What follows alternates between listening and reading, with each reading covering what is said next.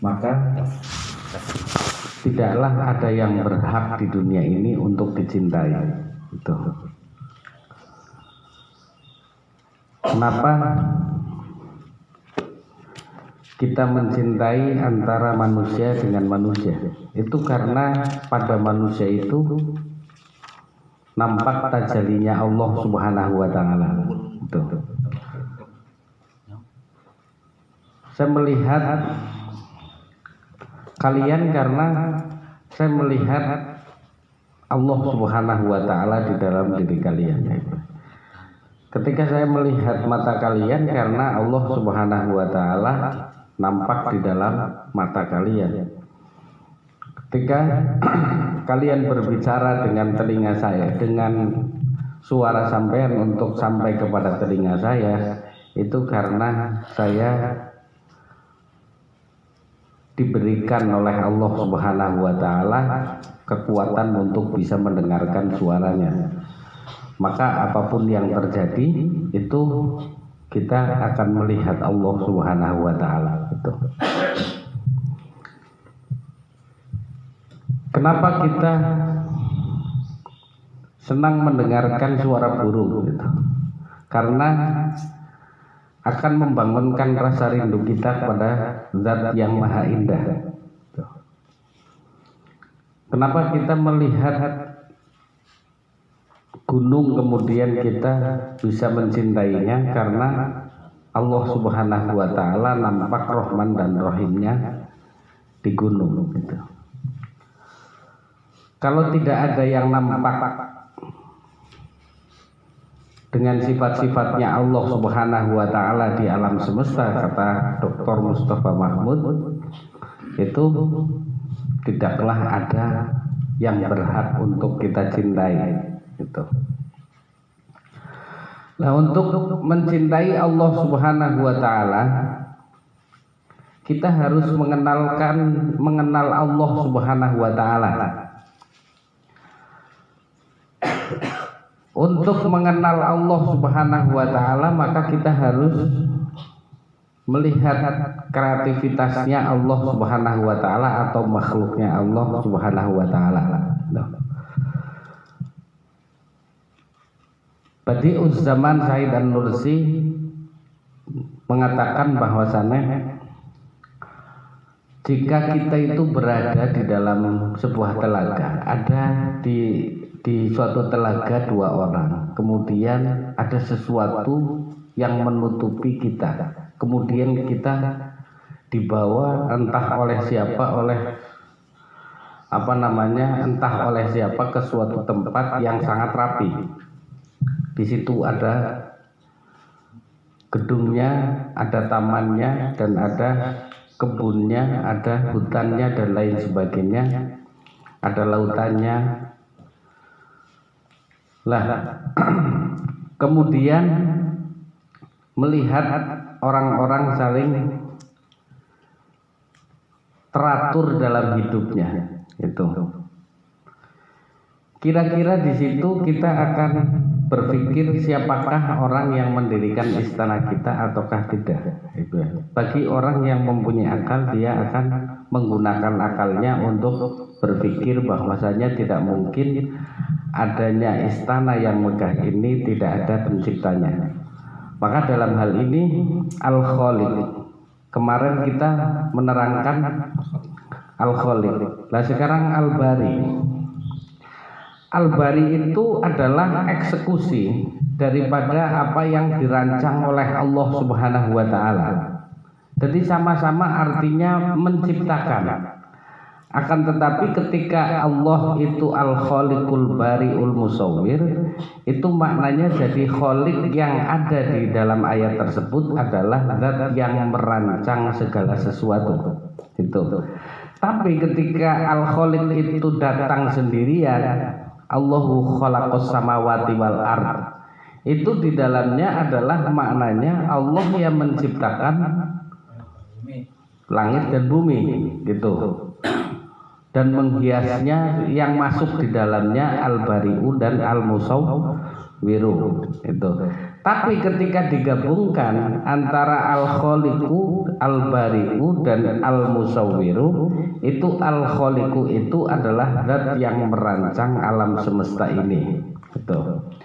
Bahwasane yang wujud paling lemah itu akan menjadi korban yang kuat. Yang kuat itu akan menjadi korban yang lebih kuat. Itu. Ini adalah sunatullah yang akan terjadi di alam semesta ini. Bahwasane Allah menciptakan rumput itu untuk hewan, dan Allah menciptakan hewan untuk manusia. Ini adalah sunatullah yang akan berjalan sampai hari kiamat, bahwasane rumput ya dipangan dengan hewan, hewan ya dipangan dengan menungsa. Itu. Lah terus menungsa nggo sapa? Pertanyaannya, itu manusia juga pertanyaannya adalah untuk khodim yang lebih kuat dan yang lebih mulia daripada yang lainnya, karena tidak ada yang lebih kuat dan lebih mulia dari dirinya kecuali Allah Subhanahu wa taala, maka dia harus menjadi khodim dari yang lebih kuat itu. Maka ketika seseorang melihat kambing lagi makan rumput, maka dia akan mengingat Allah bahwa rumput dijadikan untuk khodim daripada kambing. Dan ketika kambing dijadikan oleh Allah Subhanahu wa taala untuk siapa yang lebih kuat daripada kambing, yaitu manusia. Gitu. Dan manusia dijadikan untuk siapa? Nah, ini pertanyaannya. Manusia dijadikan untuk yang lebih kuat dari dirinya dan lebih mulia dari dirinya, yaitu Allah Subhanahu wa taala. Maka ketika seseorang mengkhotim pada manusia yang lain, dalam hal ini adalah menyembah sesama manusia, bersandar kepada manusia dan lain sebagainya, itu adalah kesalahan kemuliaan dirinya ditempatkan pada sesuatu yang salah. Gitu. Kemuliaan dirinya ditempatkan pada sesuatu yang salah. Baik-baik. Karena tadi sunatullah yang terjadi itu seperti itu. Paham ya? Paham lah ya Allah. Jadi sih sebenarnya diciptakan nggo khotim siapa? Kan kudune ditakokna iku. Apakah nggo khotim bojone? Iya kan? Apakah ngkhotim sesama manusia gitu? Kita menjadi khotim itu untuk Allah Subhanahu wa taala. Gitu. Lah dari sini maka seseorang karena diciptakan untuk menjadi khotimnya Allah Subhanahu wa taala, dia harus makrifat kepada Allah. Dalam alam semesta ini teratur, itu pasti ada yang mengaturnya. Dalam alam semesta ini rapi, pasti ada yang merapikannya. Apakah mungkin alam semesta ini datang dengan sendirinya, keteraturan ini? Sebagaimana anggapan orang para filosof materialistis bahwasannya alam semesta ini teka karena kemampuan kita. Karena sidwah dengan sendirinya gitu, tidak ada yang menciptakan gitu. Nah ini otomatis adalah pandangan yang mudah dipatahkan oleh akal yang sederhana kita. Apakah mungkin anak peci langkasing gawe? Apakah mungkin anak naik lambi langkasing gawe? Apakah mungkin adanya keteraturan itu tidak ada yang mengaturnya?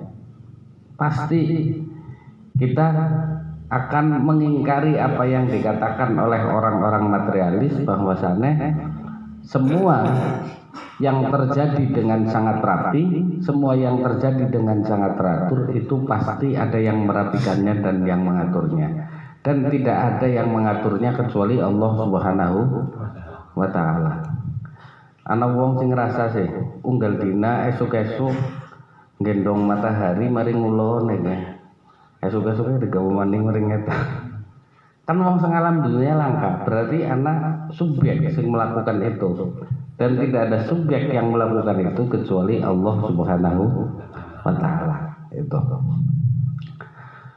Lah, ketika kita sudah mengimani keberadaan alam semesta itu ada Allah Subhanahu wa taala, maka ana sing imane umum, ana sing imane khusus, ana sing imane umum, ana sing imane hakiki.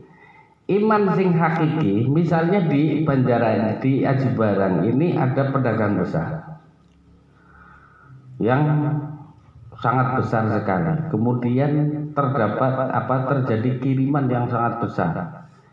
Kita kan ini itu gimana ya? Lah, barang yang sangat besar yang datang ke pasar pasti sampean sudah mampu mendeteksi bahwa barang tersebut milik siapa, gitu kan?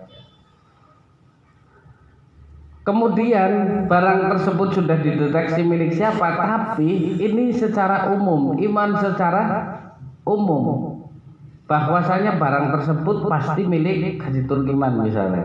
Tapi barang tersebut masih bisa diakui oleh siapa saja. Kecuali setelah ada stempel bahwasanya itu milik kiriman untuk sana. Lah, adanya stempel milik sana ini adalah keimanan hakiki. Ketika masih umum bahwasanya Gusti Allah sing menciptakan alam semesta ini, karena orang mungkin diciptakan kecuali dengan Gusti Allah Subhanahu wa taala. Ini adalah iman yang sifatnya umum karena semuanya mampu merasakan bahwasanya alam semesta yang sangat teratur ini adalah ciptaan dari Allah Subhanahu wa taala, gitu. Akan tetapi stempel khusus untuk melihat bahwa alam semesta itu milik Allah Subhanahu wa taala tidak ada, sehingga masih memiliki keimanan secara umum, gitu. Nah, untuk melihat stempel secara khusus itu kita akan melihat bahwasanya di sana itu ada sifat Ar-Rahman dan Ar-Rahimnya Allah Subhanahu wa taala, gitu. Karena alam semesta itu dijadikan untuk kita semua, kan alam semesta kan lebih rendah daripada kita. Maka dari itu alam semesta diciptakan untuk khodim manusia, dan manusia diciptakan untuk Allah Subhanahu wa taala, gitu. Nah, kita bisa melihat stempelnya, gitu. Dan pada iman yang pertama itu seseorang masih bisa mengakui bahwa ini adalah milik saya, bukan milik orang kaya, gitu. Begitu juga kita sering mengakui bahwa sawah ini milik saya, gitu. Tapi anggar wis iman hakiki sawahnya milik Gusti Allah. Artinya apa? Anggar bar panen mesti anggar sing jaluk pemilik asli netokna 2,5% mesti harus metu, karena sing jaluk milik sebenarnya, itu. Dan ketika dagang tanah sing ditempati kuwi milike Gusti Allah. Mulane Gusti Allah ngomong kuwi duweke aku 2,5% bagikna maring 8 golongan, itu.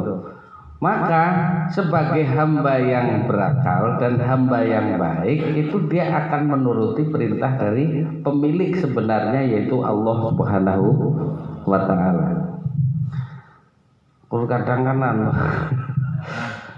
eman-eman karena duwe dewek.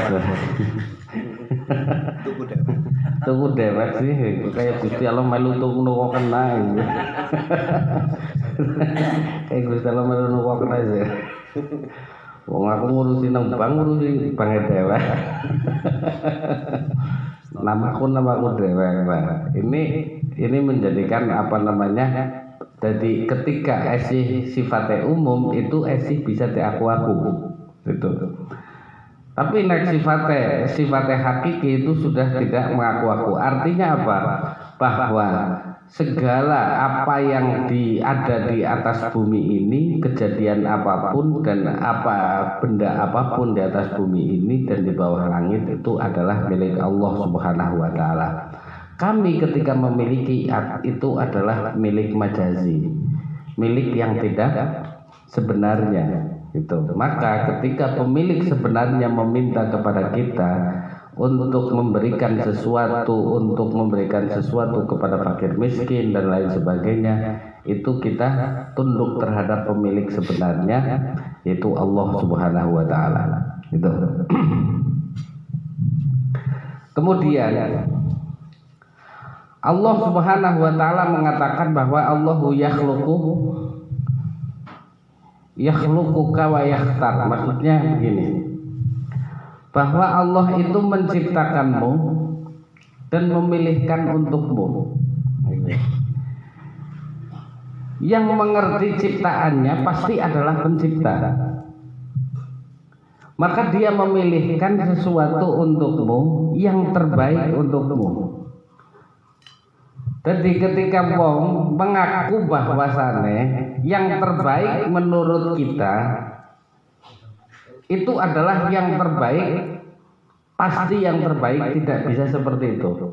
Yang terbaik menurut kita adalah yang pasti terbaik menurut kehidupan kita. Ini adalah sesuatu yang salah, karena yang menciptakan kita itu adalah Allah Subhanahu wa taala, maka dia yang terbaiknya adalah menurut Allah Subhanahu wa taala.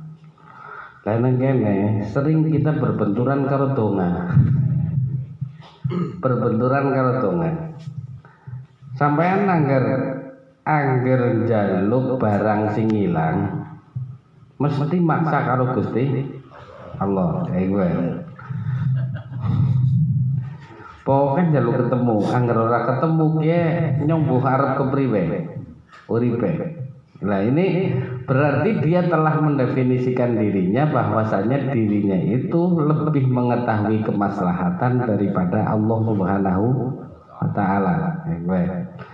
Ya Allah, olihnalah aku arisan karena aku paling butuh banget iki kemaslahatanku sing paling aku ketahui. Maksudnya tidak ada kemaslahatan ini kecuali aku yang lebih mengetahui daripada siapapun, dan juga engkau tidak lebih mengetahui daripada saya. Kan begitu. Iya ora. Jadi donga wis kaya kowe donga sing akhirnya kowe kaya maksiat maring Gusti Allah. Ayo kowe. Soalnya wis mendefinisikan disit bahwasannya apa yang saya ketahui ataupun yang saya minta itu tidak ada yang lebih maslahat daripada yang saya minta itu. Gitu. Maka ini adalah kesalahan kita. Jadi karena Allah yang memilihkan untuk kita yang terbaik untuk kita, maka kita harus yakin, seyakin-yakinnya bahwa misalnya Allah menjadikan kita miskin, maka kita harus yakin bahwa kemiskinan itu yang terbaik untuk kita. Iya benar. Berarti terbaik utangnya. Iya, apa? Bisa dipenting nyaur kan? Penting nyaur. Doa yang mengaku dirinya Bisa, itu kan sombong mengaku bahwa dirinya lebih mengetahui maslahat daripada Allah Subhanahu wa taala gitu.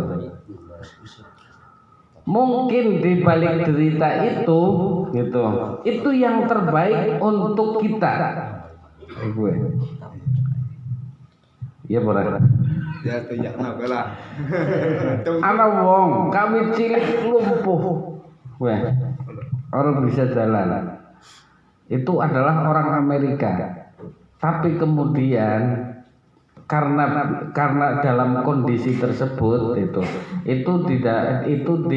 ditulis oleh Syekh di Mesir yang berjudul kitabnya itu Udzama'u Aslamu, para pembesar yang masuk Islam. Itu dia nggak bisa bergerak, akhirnya dia nggak bisa bergaul dengan orang lain, sing akhirnya dia hanya membuka internet, sesuatu yang sangat bermanfaat, dan kenalan dengan Facebook dengan orang Islam yang alim.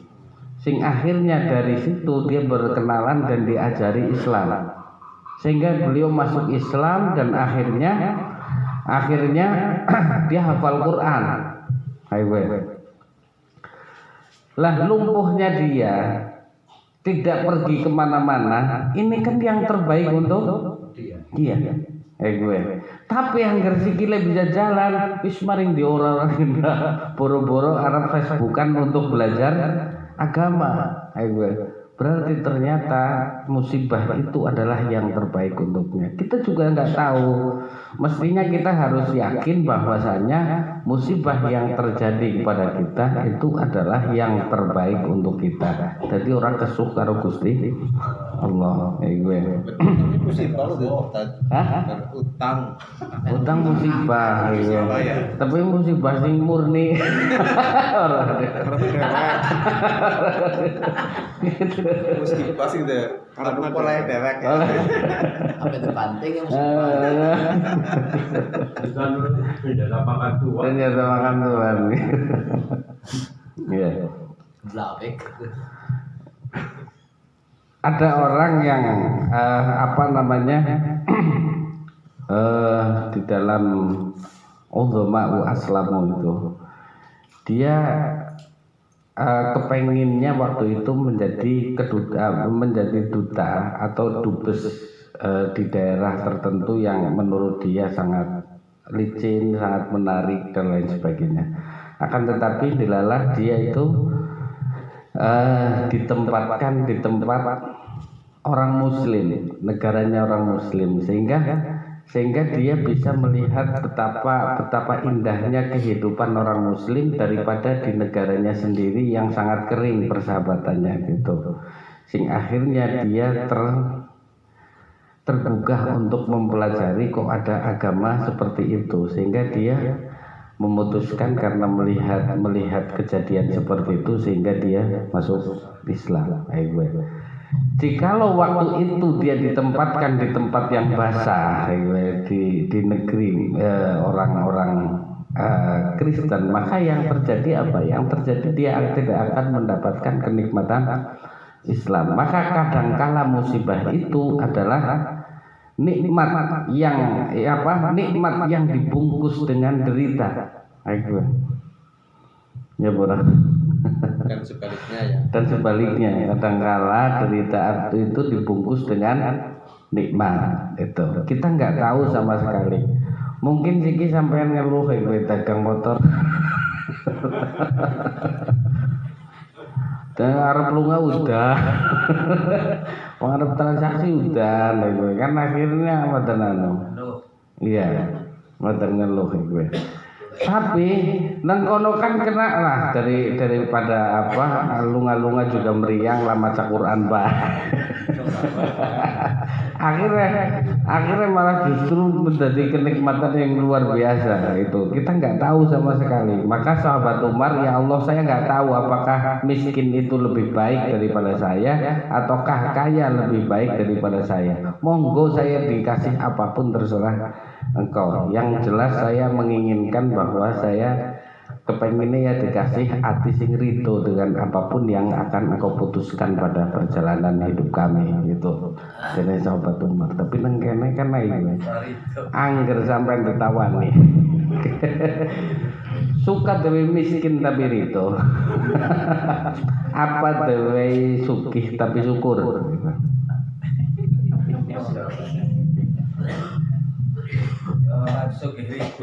Nah, soalnya kan langka nang sugih itu kan langka. Soalnya langka nang kamu saya kon kira kon aparane kon rido yang mesti bahan bakunya adalah miskin, kesengsaraan kebelit utang dan lain sebagainya. Wong terbebas dari itu kok masa aku terbebas dari hutang aku rido. Nama ritonya. Ada kayak gitu ya. Oh ya, rido tetapi itu kendak rido lah. Kendak rido. Tekan tagi banyak rido.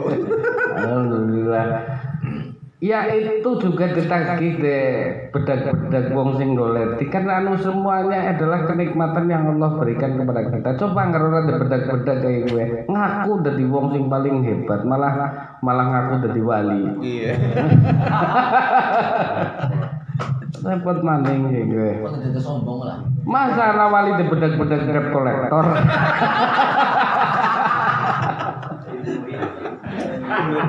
Bener gue. Bener. Kayak pas teman nih. Iya.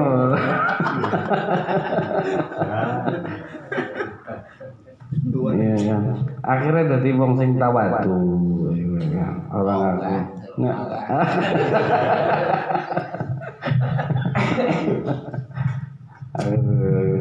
Lah itu Syekh Ahmad Rifai itu sampai sekian tahun tidak bisa membayar mahar untuk istrinya.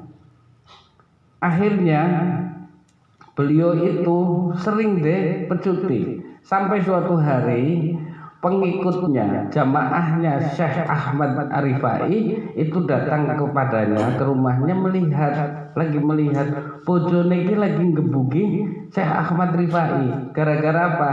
Gara-gara maharnya dibayar-bayar. Akhirnya Kamu lupa aku jadi tuh. Makanya syuting. akhirnya apa? Akhirnya waktu itu jamaahnya pada urunan untuk membayar ngumpulin duit mahar untuk melunasi mahar kepada Syekh Ahmad Rifai itu. Akhirnya dia mengatakan bahwa kami mempunyai inisiatif untuk membayar mahar yang kau hutang kepada istrimu, karena aku melihat engkau kasihan, ya. Tapi jawabannya Syekh Ahmad Rifai, justru aku berada di makom yang ketulusan seperti ini itu karena istriku.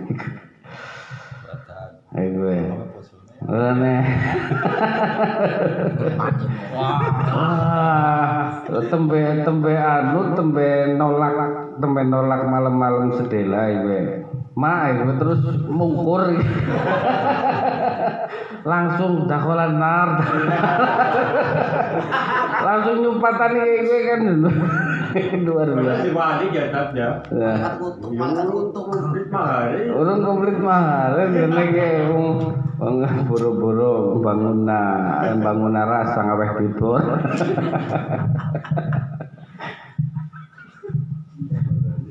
Ngerengnya dari mlebu. Liyane gue orang mlebu.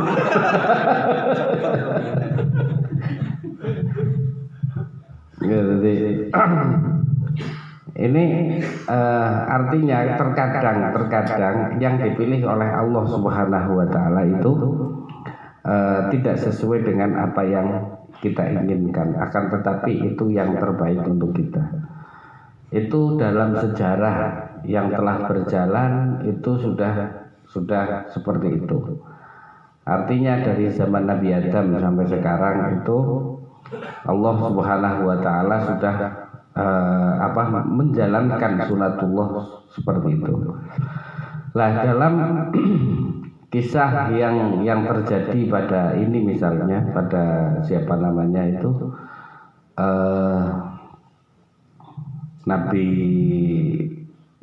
Yusuf Nabi Yusuf itu kan dipenjara. Dipenjara kan tidak sesuai dengan keinginannya. Siapa yang ingin dipenjarakan semuanya tidak ingin dipenjara. Akan tetapi dari di penjara itu kemudian beliau menjadi wazir, gitu. Menjadi menteri di Mesir pada saat itu. Jikalau tidak bebas, memaring hutan dan lain sebagainya, gitu. Tapi karena dia berada di istana, kemudian bisa mampu menjabarkan apa yang dimaksud dengan mimpi seorang raja pada saat itu, sehingga dia dijadikan menjadi seorang menteri. Ini sesuatu yang tidak yang berjalan di atas dunia itu seperti itu. Jadi nggak tahu. Makanya berusahalah untuk sabar. Husnudon ya. Husnudon dalam innama yahmilu sabru siji, orang yang dapat menanggung beban musibah kemudian dia menjadi sabar itu karena batinnya telah digenangi cahaya gitu. Dan cahaya ini menjadikan seseorang makrifat. Dari kemakrifatan tersebut dia mengetahui bahwa tidak mungkin Allah Subhanahu wa taala menaruh cobaan-cobaan kepada manusia kecuali agar mereka itu mengetahui hikmah di balik cobaan tersebut. Itu. Misalnya, wong ora gelem bakalan tua. Siapa sing kepengin tua kan ora gelem. Ya napa mboten? Kepengine ya nom 20 tahun, Mbah. Lah, tapi kenapa Allah Subhanahu wa taala menjadikan tua, menjadikan tidak berdaya gitu. Karena agar kita itu mengerti bahwa sebentar lagi Allah Subhanahu wa taala akan memanggil kita untuk sowan kepadanya gitu.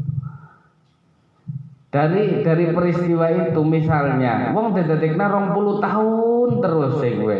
Angger pas gilirane waktu dipanggil nang Gusti Allah mesti arep kaget. Gitu. Juga sing urip juga arep kaget. Lah, tapi angger ana perubahan dari kulit, dari rambut dan lain sebagainya, semuanya itu menjadikan persiapan kita untuk sowan maring Gusti Allah itu. Makanya ini didesain oleh Allah Subhanahu wa taala ciptaane kowe kok nek kowe dilalah ana perjalanan tua sing sebenarnya ta ya ora tak kepengini kan iku. Anak perjalanan akan menghadapi tidak berdaya. Itu karena apa? Hal tersebut karena wong kon persiapan nuju maring Gusti Allah. Biasanya habis tua kan semangat usahane ya ora pati ya. 20 aku wis 90 tahun wis tukuni sawah. Ya betul sudah. Ya mungkin ganti gue ngapain kan gitu. Nah ini adalah Al-Bari'u itu Allah Al-Khaliqu itu Allah mendesain alam semesta, yaitu Allah menjadikan kita dari bayi kemudian kita menjadi muda dan setelah muda menjadi tua. Ini desainan yang kemudian terjadi seperti itu Al-Bari'u yang di dalamnya pasti ada hikmah yang luar biasa agar kita mempersiapkan diri untuk sowan kepada Allah Subhanahu wa taala. Jadi orang gentak. Jadi Al-Bari'u Al-Bari'u itu kayak dene tukang bangunan lah. Yang mewujudkan ciptaan itu gitu. Sementara Al-Khaliqu itu yang merancang, jadi insinyurnya. Al-Musawwirunya itu yang menghias, finishingnya. Jadi madan pada tapi beda loh. Tapi yang Al-Khaliqu dewekan gue artinya Al-Bari'u Al-Musawwiru. Begitu. Allahu yakhluqus samawati wal ardi berarti Al-Bari'u Al-Musawwiru juga di dalam Khaliqu itu. Paham lah ya. Karena pada baik akhirnya bukan pertanyaan baik. Monggo. Semoga bermanfaat di dunia wal akhirah.